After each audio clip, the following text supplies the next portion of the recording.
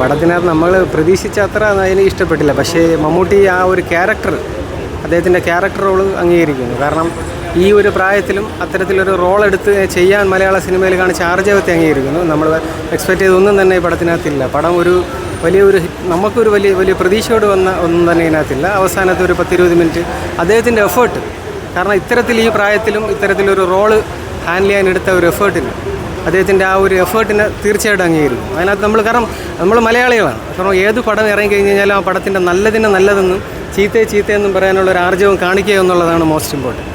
കാരണം നമ്മൾ പ്രതീക്ഷിച്ച അത്രത്തോളം പടത്തിനകത്ത് വന്നില്ല. പക്ഷേ അദ്ദേഹത്തിൻ്റെ ആക്ടിങ്ങിൽ നമുക്ക് ഒരു ലാസ്റ്റ് ഒരു 10-20 മിനിറ്റ് അദ്ദേഹം എടുത്തിട്ടുള്ള എഫേർട്ട്, കാരണം ഇത്തരത്തിലൊരു നെഗറ്റീവ് ക്യാരക്ടർ, കാരണം മലയാള സിനിമയിൽ ഈ ഒരു പ്രായത്തിലും എടുക്കാൻ കാണിച്ച ആർജവത്തിനെ അംഗീകരിക്കുന്നു. പക്ഷേ ഒരിക്കൽ കൂടി റിപ്പീറ്റ് ചെയ്ത് പറയുകയാണ്, പടം നമ്മൾ ആഗ്രഹിച്ച അത്ര ഒരു വലിയ പടമൊന്നും അല്ല ഇതിനകത്തെന്നുള്ളത് ജെന്യുവനാണ്. നിങ്ങൾ വിലയിരുത്തുക മലയാളികളെ. കാരണം എന്തറിയാമോ, നമ്മൾ ഇതിനകത്ത് വരുമ്പോൾ സംഘർഷപരമായ ഒരു സാഹചര്യങ്ങളൊക്കെ ഉണ്ടാവും. പക്ഷേ അതൊക്കെ നമ്മൾ വെൽക്കം ചെയ്യുന്നു. കാരണം അദ്ദേഹത്തിൻ്റെ ആരാധകരൊക്കെ വളരെ ഗൗരവപരമായിട്ടൊക്കെ അവർക്കൊക്കെ അത് വളരെ എഫേർട്ടായി ഇഷ്ടപ്പെട്ടു. പക്ഷേ ഞാനിപ്പോഴും പറയുകയാണ്, ഒരു ഫിലിം കാണാൻ വരുന്ന ഒരു ആസ്വാദകൻ എന്ന നിലയിൽ നമുക്കെല്ലാവർക്കും ഒരു കോൺസെപ്റ്റാണ്. ഇപ്പോൾ എനിക്ക് ഇഷ്ടപ്പെടുന്നതായിരിക്കില്ല മറ്റുള്ളവർക്ക് ഇഷ്ടപ്പെടുന്നത്, എൻ്റെ സൗന്ദര്യം കാഴ്ചപ്പാടായിരിക്കില്ല. അതുകൊണ്ട് അദ്ദേഹത്തിന് എടുത്തിട്ടുള്ള എനർജിയെ, അദ്ദേഹം എടുത്തിട്ടുള്ള ഒരു ആറ്റിറ്റ്യൂഡിനെ, ഇത്തരത്തിലൊരു നെഗറ്റീവ് ക്യാരക്ടറിനെ അംഗീകരിക്കുന്നു, സംശയമൊന്നുമില്ല. പക്ഷേ ഒരു ആവറേജ് ലെവലിലേക്ക് പോകുക. കാരണം നമ്മൾ ആ ഒരു വൻ പ്രതീക്ഷയോടുകൂടി ഒന്ന് തുടക്കം മുതൽ അവസാനം വരെ കിട്ടിയിട്ടില്ല. ഫസ്റ്റ് ഹാഫൊക്കെ വളരെ സ്ലോവിലി പോകുന്നുണ്ട്, ഒരു ഗെയിം കളിക്കുന്ന ഒരു ഫീൽ. കാരണം ഏതാണെന്നൊന്നുമില്ല. പക്ഷേ ആ ഒരു ആക്ടിങ് കൊണ്ട് കാരണം ചിലപ്പം പടം ശരി കൊളുത്തിയാലായി മേ ബി. That's all.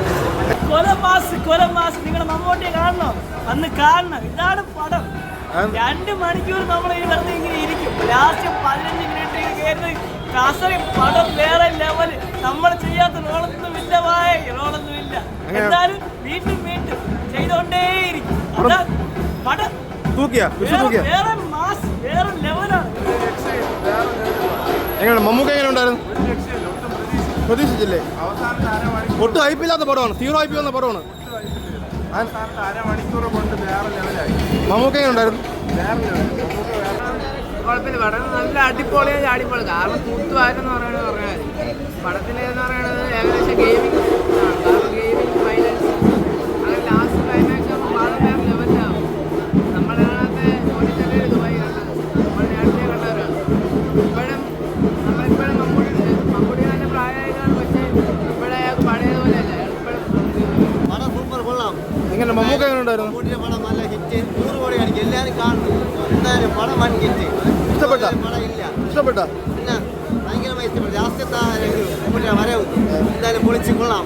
എടുത്തു പറയാൻ എടുത്തു പറയാം എല്ലാം അതിൽ പ്രത്യേകിച്ച് കുഴപ്പമൊന്നുമില്ല, എല്ലാം നല്ല, എല്ലാവരും കൊള്ളാം. പൊളി പടം പൊളി. ഇതുപോലെ അല്ല, എമ്പുരാൻ പോലെ അല്ല, എന്തായാലും പടം നല്ലൊരു പടം.